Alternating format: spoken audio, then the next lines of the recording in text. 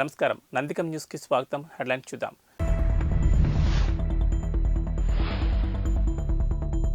కీలక నిర్ణయం తీసుకోనున్న రేవంత్ రెడ్డి సర్కార్. త్వరలో రైతు ఎడ్యుకేషన్ కమిషన్ల ఏర్పాటు.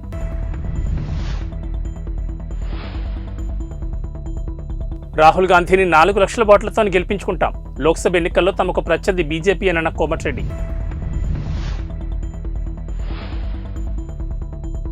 బండి సంజయ్, ధర్మపురి అరవింద్పై మంత్రి పొన్నం ప్రభాకర్ ఫైర్.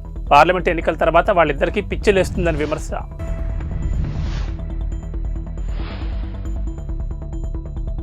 రైతు ఎడ్యుకేషన్ కమిషన్లు ఏర్పాటు చేయాలని భావిస్తున్నామని, త్వరలోనే వీటిని ప్రకటించబోతున్నామని ముఖ్యమంత్రి రేవంత్ రెడ్డి అన్నారు.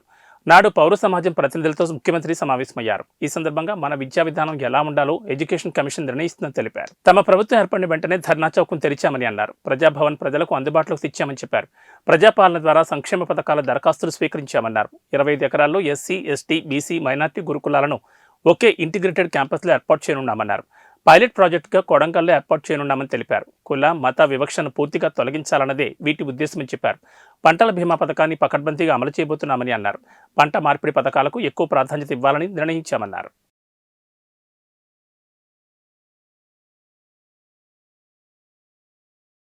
కాంగ్రెస్ అగ్రనేత ఎంపీ రాహుల్ గాంధీని తెలంగాణ నుంచి పోటీ చేయాలని టీపీసీసీ నుండి ప్రపోజల్ పెట్టామని మంత్రులు కోమటిరెడ్డి, ఉత్తమ్ కుమార్ రెడ్డి తెలిపారు.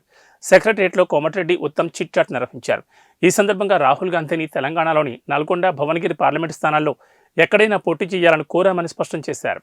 రాహుల్ గాంధీ ఆ 2 చోట్ల ఎక్కడ పోటీ చేసినా 4 లక్షలకు పైగా మెజార్టీ వచ్చే బాధ్యత మేం తీసుకుంటామని హామీ ఇచ్చారు. లోక్సభ ఎన్నికల్లో మాకు ప్రత్యర్థి బీజేపీని, బీఆర్ఎస్ పోటీనే కాదని తేల్చి చెప్పారు. బీఆర్ఎస్ ఎలాగో పోటీలో లేదని, బీజేపీకి 2-3 సీట్లు వస్తాయేమో మాకైతే తెలవదని అన్నారు. బీజేపీ ఎంపీ అరవింద్ తనకు 2,000 కోట్లున్నాయని అన్నాడని, నా పేరు మీద ఎక్కడైనా అన్ని ఆస్తులుంటే అరవింద్కు రాసిస్తానని కీలక వ్యాఖ్యలు చేశారు.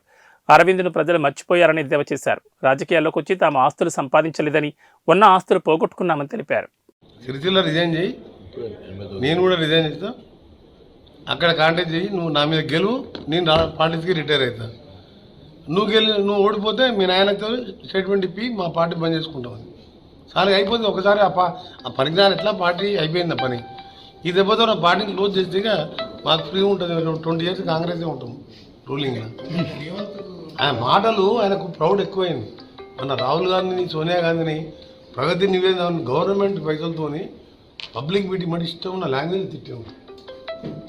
రాహుల్ గాంధీ, సోనియా గాంధీ తిట్టే ఫ్యామిలీ వాళ్ళ దేశం కోసం వాళ్ళ నాయనమ్మని, వాళ్ళ ఫాదర్ని పోగొట్టుకుంటారు. బీజేపీ ఎంపీలు బండి సంజయ్, ధర్మపురి అరవింద్పై మంత్రి పొన్నం ప్రభాకర్ ఫైర్ అయ్యారు. అరవింద్, బండి సంజయ్ పెద్ద లీడర్లు అనుకుంటున్నారు, కానీ ఇటీవల జరిగిన అసెంబ్లీ ఎన్నికల్లో ఎమ్మెల్యేలుగా చిత్తుగా ఓడిపోయారని ఎద్దేవా చేశారు. ఈ పార్లమెంట్ ఎన్నికల తర్వాత వాళ్ళిద్దరికీ పిచ్చిలేస్తుందని అన్నారు. అరవింద్, బండి సంజయ్ పొలిటికల్ లీడర్లు కాదని, బీజేపీ గాల్లో గెలిచారని సెటైర్ వేశారు. టీవీల్లో బ్రేకింగ్ కోసం మాత్రమే వాళ్ళిద్దరూ మాట్లాడతారని ఫైర్ అయ్యారు. హైదరాబాద్, విజయవాడ పసుపు బోర్డుపై బీజేపీ నేతలు ఎందుకు మాట్లాడారని ప్రశ్నించారు. రాష్ట్రం గురించి పార్లమెంట్లో ఉన్న 4 బీజేపీ ఎంపీలు ఎప్పుడు మాట్లాడంగా నేను చూడలేదని విమర్శించారు. బండి సంజయ్ మా అమ్మను అవమానించారని మండిపడ్డారు. తెలంగాణ 119 శాసనసభ నియోజకవర్గాల నుంచి 100 బస్సుల నుంచి దావతుల నుంచి ప్రాజెక్ట్ సందర్శన చేసినాడు. ఆసియా ఖండంలో, ప్రపంచంలో ఇంత పెద్ద సిమెంట్ నిర్మాణం ఒకరోజు ఇటువంటి స్లాబ్ వాడకం జరగలేదన్నాడు. ఆ ప్రాజెక్టు నిర్మాణానికి సంబంధించిన ప్రోగ్రెస్ను మీడియా సందర్శన international honourable ex parliament member Kavitha గారి నాయకత్వం లోపల ఫ్లైట్లో తీసుకొచ్చి ప్రత్యేక బస్సులు పెట్టి తెలంగాణ జర్నలిస్టులకు స్థానం లేకుండా తీసుకొని ప్రదర్శింపజేసినాడు. ప్రాజెక్టు మానస పుత్రిక అయింది. ఇలా కాంగ్రెస్ వాళ్ళు పోతే బొందలగడ్డ అయింది. మరి ఇలా ఏ బొందలగడ్డ చూడవేను వీళ్ళంతా? ఏం పీకడానికి పోయినారు? ఆయన అడిగిందా మమ్మల్ని అన్నారు పీకడానికి పోయినరా అని? మేమేం పీకడానికి పోయినా, మీరేం పీకడానికి పోతున్నారు? నేను నేర్చుకున్నది కాదా భాష.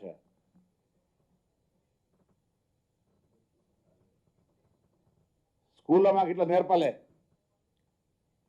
పొలిటికల్ స్కూల్గా సరిపడి ఇట్లా అయిపోయింది భాష పూర్తిగా. ఈ మధ్య అయితే ఇంకా చూస్తారు కదా, కనీసం ఆఖరికి అమ్మ పుట్టుక గురించి మాట్లాడే విధవాలు అయిపోయారు ఇక్కడ ఒక్కొక్కరు సిట్టింగ్ పార్లమెంట్ మెంబర్లు. అందరికీ తల్లులు ఉంటాయి. తల్లి పుట్టింది కూడా వాళ్ళ సొంత తల్లి పుట్టింది కూడా నరసచ్చి చెప్పేదాకా ఆ తల్లికి కొడుకు అని తెలియని పరిస్థితిలో మాట్లాడితే కర్మ ఏం చేస్తాం. కానీ సో బీఆర్ఎస్ ప్రభుత్వం చేసిన పాపాల్లో కేంద్రం పాత్ర ఉందని నీటిపారుదల శాఖ మంత్రి ఉత్తమ్ కుమార్ రెడ్డి అన్నారు. సచివాలయంలో చిట్ చాట్ చేశారు. 2 పార్టీల మధ్య అలైబలై ఉందని, అందుకే 1,00,000 కోట్ల రుణం వచ్చిందని అన్నారు. మేడిగడ్డ నిర్మాణ లోపం ఉన్నందున L&T కంపెనీకి చెల్లించాల్సిన 400 కోట్ల బిల్లులను ఆపామని చెప్పారు. కాళేశ్వరంపై విజిలెన్స్ నివేదిక అందిందని, బాధ్యులపై క్రిమినల్ చర్యలు తీసుకుంటామని తెలిపారు. జరిగిన నష్టానికి ఇరిగేషన్లో ఉన్న లోన్లన్నీ కేటీఆర్ కట్టాలన్నారు. మేడిగడ్డ వెళ్లిన బీఆర్ఎస్ లీడర్లు క్షమాపణ చెప్పాలని పేర్కొన్నారు. తుమ్మిడిహట్టి వద్ద నీళ్లు లేవని అసత్య ప్రచారం చేశారని, అక్కడ 160 టీఎంసీల నీళ్లున్నట్లు CWC చెప్పిందని అన్నారు. వాళ్ళు చెప్తున్న 5 ఏళ్లలో అంటే every year they are suppose to lift totally 180 TMC. 5 ఏళ్లలో మొత్తం లిఫ్ట్ చేసింది 163 టీఎంసీ. 163 టీఎంసీలో తిరిగి సముద్రంలో వదిలిపెట్టింది 51 టీఎంసీ. టోటల్ 5 ఇయర్స్ లో 94,000 కోట్లు ఖర్చు పెట్టిన తర్వాత total water lifted is 163 TMC. Water వదిలిపెట్టింది 51 టీఎంసీ. ఇది కాకుండా మరి రంగనాయక్ సాగర్ లో 1 టీఎంసీ, మల్లన్న సాగర్ లో 17 టీఎంసీ, మరి కొండపోచమ్మ దీంట్లోనే ఈ ఫిగర్ లోనే కొండపోచమ్మలో 15 టీఎంసీ స్టోరేజ్ పక్కన పెడితే నెట్ వాటర్ 75 టీఎంసీ. దాంట్లో ట్రాన్స్మిషన్ లాసెస్ 10 టీఎంసీ. ఇది కన్సర్న్ చీఫ్ ఇంజనీర్ ఇచ్చిన ఫిగర్స్, అఫీషియల్ ఫిగర్స్ ఇవి. వాళ్ళు 5 ఏళ్ల పాటు ఇచ్చింది 6,50,000 అంటే ప్రతి సంవత్సరం 1,30,30,000 ఎకరాలు. అంటే స్టెబిలైజేషన్ కింద ఇంతే, కొత్త ఆయకట్ ఇంతే. కాళేశ్వరం ప్రాజెక్టు మరి ఒక కామధేనులాగా ఒక ATM లా వాడుకొని వాళ్ళ కరప్షన్ వల్ల, వాళ్ళ మిస్గవర్నెన్స్ వల్ల, వాళ్ళ మిస్మేనేజ్మెంట్ వల్ల ఈరోజు కూలిపోయే పరిస్థితి వస్తే ఈరోజు వాళ్ళు ఏదో పొలిటికల్ గిమిక్స్ ప్రయత్నం చేస్తున్నారు.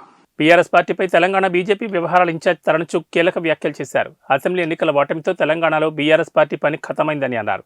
జహీరాబాద్ బీఆర్ఎస్ సిట్టింగ్ ఎంపీ బీబీ పాటిల్ తరుణ్ చుగ్ సమక్షంలో బీజేపీలో చేరారు. బీబీ పాటిల్ కు కండువా కప్పి ఆయన బీజేపీలోకి ఆహ్వానించారు. ఈ సందర్భంగా తరుణ్ చుగ్ మాట్లాడుతూ తెలంగాణలో బీఆర్ఎస్ చాప్టర్ ముగిసిందన్నారు. బీఆర్ఎస్ నుంచి విముక్తి కావాలని తెలంగాణ ప్రజలు కోరుకున్నారని అన్నారు. తెలంగాణలో కొత్తగా ఏర్పడిన సీఎం రేవంత్ రెడ్డి నేతృత్వంలోని కాంగ్రెస్ ప్రభుత్వం కేవలం 3 నెలల్లోనే ప్రజల విశ్వాసం కోల్పోయిందన్నారు. 6 గ్యారంటీలు అమలు చేయకుండా కాంగ్రెస్ ప్రభుత్వం కాలం వెళ్లదీస్తుందని విమర్శించారు. 6 గ్యారంటీలు అమలు చేయడం కాంగ్రెస్ సాధ్యం కాదని తేల్చి చెప్పారు. పార్లమెంట్ ఎన్నికల్లో తెలంగాణలో బీజేపీ మెజార్టీ సీట్లు సాధిస్తుందని ధీమా వ్యక్తం చేశారు. త్వరలోనే బీజేపీలోకి మరిన్ని చేరికలుంటాయని ఆయన స్పష్టం చేశారు. जब पिछले दिनों का घटनाक्रम है, हर दिन बीआरएस खत्म हुई है और भारतीय जनता पार्टी उभर कर आई है. और जितने दयानतदार, ईमानदार, काम करने वाले नेता है, उन्हें जिन्हें तेलंगाना से प्यार है, जो तेलंगाना को बंगारू तेलंगाना बनाने वाले हैं, वो सब लोग भाजपा में हैं. और आज भी वहाँ की जो स्थिति है वो आप सबको जग जाहिर है कि जो सरकार है वो वहाँ पर ना तो लॉ एंड ऑर्डर मेंटेन कर पा रही है, ना ही विकास कर रही है. केवल और केवल झूठ की सियासत और वादा खिलाफी की सियासत हो रही है. तेलंगाना की जनता समझ चुकी है कि रेवंत रेड्डी के रूप में जो उन्होंने चुनाव किया था वो बहुत बड़ी गलती थी. लोगों को आमतौर पर किसी स्टेट के अंदर एंटी इनकम्बेंसी आने में 2 साल, 2.5 साल, 3 साल लगते, लेकिन तेलंगाना के अंदर रेवंत रेड्डी की कांग्रेस नेतृत्व की सरकार 3 महीनों में ही जनता का विश्वास खो बैठी.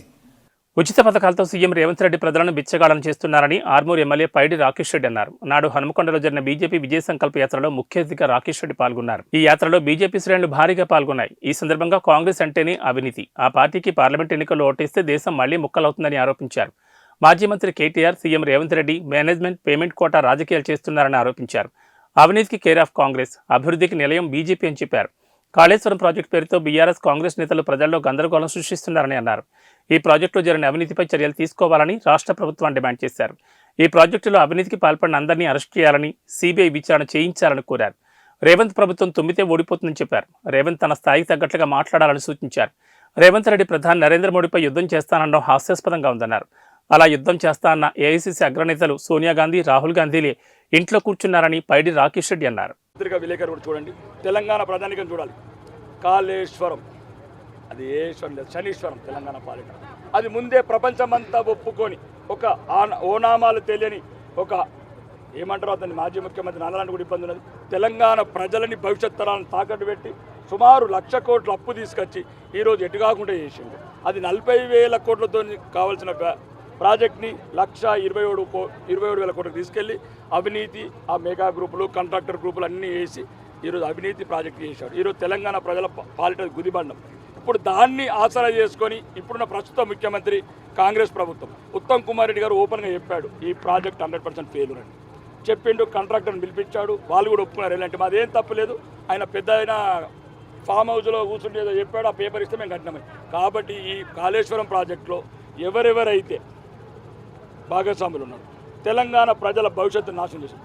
అవి ముందు అందరిని అరెస్ట్ చేసి లేదా సిబిఐ ఎంక్వైరీకి ముందు ఆదేశించి ఇమ్మీడియట్ వాళ్ళని అరెస్ట్ చేసి పేద ప్రజల తెలంగాణ ప్రజల ఏదైతే కోల్పోయిన డబ్బు ఉందో దాన్ని రికవరీ చేయాలని భారతీయ జనతా పార్టీ డిమాండ్ చేస్తుంది. రాబోయే రోజుల్లో పంటలు ఎండిపోకూడదంటే కామధేను లాంటి కాళేశ్వరం ప్రాజెక్టును కాపాడుకోవాలని బీఆర్ఎస్ వర్కింగ్ ప్రెసిడెంట్ కేటీఆర్ పిలుపునిచ్చారు. మేడిగడ్డలో కుంగిన 3 పిల్లర్లను సరిచేయకుండా కావాలనే కాంగ్రెస్ ప్రభుత్వం జాప్యం చేస్తుందని కేటీఆర్ మండిపడ్డారు. అన్నారం బ్యారేజ్ వేదికగా కాళేశ్వరం ప్రాజెక్టు విషయంలో కాంగ్రెస్ నాయకులు గోబెల్స్ ప్రచారం చేస్తున్నారని కేటీఆర్ అన్నారు.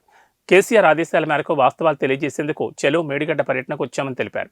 ఈ పర్యటనలో భాగంగా మేడిగడ్డ అన్నారం బ్యారేజ్ను సందర్శించాం. కాళేశ్వరం ప్రాజెక్టు యొక్క సమగ్ర స్వరూపాన్ని ఈ రాష్ట్ర ప్రజలకు ప్రతి ఒక్కరికి అర్థమయ్యే విధంగా తెలియజేస్తామని పేర్కొన్నారు. ఇది మొదటి అడుగు మాత్రమేనని కేటీఆర్ స్పష్టం చేశారు. ఇంత పెద్ద ప్రాజెక్టులో, ప్రపంచంలోనే అతిపెద్ద లిఫ్ట్ ఇరిగేషన్ ప్రాజెక్టులో ఒక్క మేడిగడ్డ బరాజులో 1.6 కిలోమీటర్ల పొడవున్న బరాజులో 50 మీటర్ల పరిధిలో 85 పిల్లర్లుండే మేడిగడ్డ బ్యారేజీలో 3 పిల్లర్ల దగ్గర సమస్య వస్తే మొత్తం కాళేశ్వరమే వేస్ట్ అయిపోయింది, 1,00,000 కోట్లు వేస్ట్ అయింది అనే విధంగా ఈ రాష్ట్ర ప్రభుత్వం ఏదైతే ఒక దుర్మార్గమైన ప్రచారం చేస్తున్నదో దాన్ని తిప్పికొట్టడంతో పాటుగా పార్లమెంట్ ఎన్నికల వేళ బీఆర్ఎస్కు మరో బిగ్ షాక్ తగిలింది. ఆ పార్టీకి చెందిన జహీరాబాద్ సిట్టింగ్ ఎంపీ బీబీ పాటిల్ బీఆర్ఎస్కు రాజీనామా చేసి బీజేపీలో చేరారు. బీఆర్ఎస్ పార్టీ ప్రాథమిక సభ్యత్వానికి రాజీనామా చేస్తూ ఆ పార్టీ అధినేత కేసీఆర్కు రాజీనామా లేఖను పంపించిన బీబీ పాటిల్ ఆ వెంటనే ఢిల్లీలో బీజేపీ కార్యాలయంలో తరుణ్చుగ్ సమక్షంలో కాషాయ కండువా కప్పుకున్నారు. ఈయన 2014-2019 ఎన్నికల్లో బీఆర్ఎస్ తరపున జహీరాబాద్ పార్లమెంట్ నియోజకవర్గం నుంచి ఎంపీగా ఎన్నికయ్యారు. అసెంబ్లీ ఎన్నికల ఫలితాల అనంతరం ఆయన బీజేపీ వైపు మొగ్గు చూపుతారనే ప్రచారం వినిపించింది. ఈ ఊహాగానాలు నిజం చేస్తూ ఇవాళ బీబీ పాటిల్ బీజేపీ గూటికి చేరిపోయారు. దీంతో బీఆర్ఎస్కు రాజీనామా చేసిన సిట్టింగ్ ఎంపీల సంఖ్య 3కి చేరగా ఈ 3లో ఒకరు కాంగ్రెస్ పార్టీలోకి, మిగిలిన 2 బీజేపీలో చేరారు. పెద్దపల్లి ఎంపీ వెంకటేష్ నేత కాంగ్రెస్ గూటికి చేరగా నాగర్ కర్నూలు ఎంపీ రాములు, తాజాగా జహీరాబాద్ ఎంపీ బీబీ పాటిల్ బీజేపీ తీర్థం పుచ్చుకున్నారు. ఎంపీ ఎన్నికల సిట్టింగ్ ఎంపీలు ఒక్కొక్కరు బీఆర్ఎస్ని విడుతుండడం కేసీఆర్కు దెబ్బ మీద దెబ్బగా మారుతోంది. देश का विकास करने का जो सोच है वो मोदी जी के पास है, मोदी जी के साथ है, मोदी जी के सोच में है, इसलिए इस तरीके के काम हमने पिछले 10 साल में देखे सो है। बहुत सारे विकास गरीबों के लिए, बिलो पॉवर्टी लाइन के लोगों के लिए, सभी तबके के लोगों के लिए उन्हें अच्छे से काम करने का काम किया, उसमें महिला हो, युवा हो, सबके लिए समझो ऐसा। आज खास करके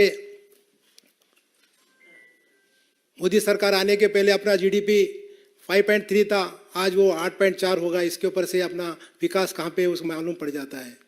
आज हमारे नेता को मोस्ट ट्रस्टेड लीडर के नाम से जाना जाता है, उनका एक विश्वास है, पूरी दुनिया में उनको विश्वास किया जाता है।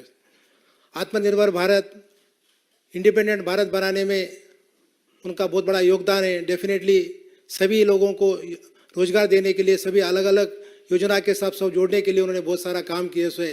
खास करके महिलाओं के लिए आज कल परसों हमने देखे करोड़ों लोगों को करोड़पति बनाने के लिए उन्हें बड़े बड़े स्कीम्स लेके आके महिलाओं को एक प्रोत्साहित करने का भी काम किया है। उसी तरीके से पिछले 10 साल के कार्यकाल में सभी राज्यों के लिए विकास के लिए किस तरीके से काम करना चाहिए वो भी सब सोच के विकास के लिए काम करने का भी काम किया है। और 10 साल के कार्यकाल में बहुत सारे इम्पोर्टेंट बिल्स लेके आके जो कई दिनों से पेंडिंग थे उसमें वैसे काम भी करे, जिसमें राम मंदिर का उद्घाटन का कार्यक्रम हो, अनुच्छेद 370 का हो, 3 तलाक हो, सर्जिकल स्ट्राइक हो, मुफ्त कोविड टीकाकरण हो, स्वच्छ भारत अभियान हो, मेक इन इंडिया हो, ऐसे अलग अलग प्रोग्राम लेके एक अच्छा भारत बनाने का जो काम किया, सो इसलिए मैं खास करके सभी हमारे केंद्र के मंत्रियों को, मोदी जी को धन्यवाद देना चाहता हूँ। डेफिनेटली तेलंगाना का विकास के लिए, मेरे संसदीय क्षेत्र के विकास के लिए हम लोगों ने स्टेप लिए हुए, इसके अलावा दूसरा कुछ भी नहीं। अच्छा विकास होना चाहिए तो अच्छे काम होना चाहिए। केंद्र से हमारे को काफ़ी मतलब तो फंड्स की ज़रूरत रहती, काम की ज़रूरत रहती। डेफिनेटली पिछले 10 साल के कार्यकाल में भी बहुत सारी उनसे हमारे को मदद मिली, इसलिए भी सभी मंत्रियों को धन्यवाद देना चाहता हूँ। आने वाले दिनों में मोदी जी, नड्डा जी, शाह जी, हमारे राज्य के लक्ष्मण जी, हमारे किशन रेड्डी जी, हमारे सभी लोगों को साथ में लेके हम इससे भी अच्छा काम करने की कोशिश करेंगे और पार्टी को मजबूत करने के लिए हर तरह की कोशिश करने का भी जरूर काम करेंगे, ऐसा बताना चाहता हूँ। పార్లమెంట్ ఎన్నికల్లో మెజార్టీ స్థానాన్ని లక్ష్యంగా బీజేపీ దూసుకుపోతోంది. ఇప్పటికే కొన్ని చోట్ల ప్రచారాలు కూడా మొదలుపెట్టింది. ఎన్నికలకు సమయం దగ్గర పడుతుండటంతో త్వరలోనే అభ్యర్థుల పేర్లను ఖరారు చేయనుంది. లోక్సభ ఎన్నికల్లో పోటీ చేసే అభ్యర్థులను ఖరారు చేసేందుకు ప్రధాని మోడీ సారథ్యంలో పార్టీ కేంద్ర ఎన్నికల కమిటీ సమావేశమైంది. కమిటీ చర్చలు జరిపింది. ఏ క్షణమైనా ఎప్పుడైనా తొలి జాబితా విడుదలయ్యే అవకాశాలు కనిపిస్తున్నాయి. లోక్సభ ఎన్నికలకు అన్ని రాజకీయ పార్టీలు సిద్ధమవుతున్నాయి. బహిరంగ సభలు, రాజకీయ యాత్రలకు శ్రీకారం చుట్టాయి. ఈ నేపథ్యంలో కేంద్ర ఎన్నికల సంఘం రాజకీయ పార్టీలకు కీలక ఆదేశాలు జారీ చేసింది. రాజకీయ పార్టీలు మర్యాదపూర్వకంగా ఉత్తమంగా నడుచుకోవాలని సలహా ఇచ్చింది. బహిరంగ సభల్లో సంయమనం పాటించాలని, ఎన్నికల ప్రవర్తన నియమాలను ఉల్లంఘించకుండా ఉండాలని సూచించింది. మోడల్ కోడ్ ఆఫ్ కాండక్ట్ ఉల్లంఘన విషయంలో పార్టీలు సీరియస్గా ఉండాలని చెప్పింది. ఎవరైనా ప్రత్యక్షంగా పరోక్షంగా ఉల్లంఘనలకు పాల్పడితే కఠిన చర్యలు తీసుకుంటామని హెచ్చరించింది. లోక్సభ ఎన్నికలకు మరికొన్ని రోజులు మాత్రమే గడువు ఉంది. ఏప్రిల్, మేలో ఎన్నికలు జరగబోతున్నాయి. మార్చి మధ్యలో ఈసీ ఎన్నికల షెడ్యూల్ విడుదల చేసే అవకాశం ఉన్నట్లు తెలుస్తోంది. ఇప్పటికే అన్ని రాజకీయ పార్టీలు ఎన్నికల మూడ్లోకి వచ్చేశాయి. మరోవైపు ఎన్నికల నిర్వహణపై ఈసీ అధికారులు పలు రాష్ట్రాల్లో పర్యటిస్తున్నారు. ఈసీ ఎన్నికల నిర్వహణకు సంబంధించి అన్ని ఏర్పాట్లను చకచకా పూర్తి చేస్తోంది. ఇటీవల ఎన్నికల నిర్వహణ కోసం ఎంతమంది భద్రతా సిబ్బంది అవసరమవుతారనే విషయంపై కేంద్ర హోం మంత్రిత్వ శాఖకు నివేదిక అందించింది. ఏబీ బులెటిన్ విశేషాలు. నమస్కారం.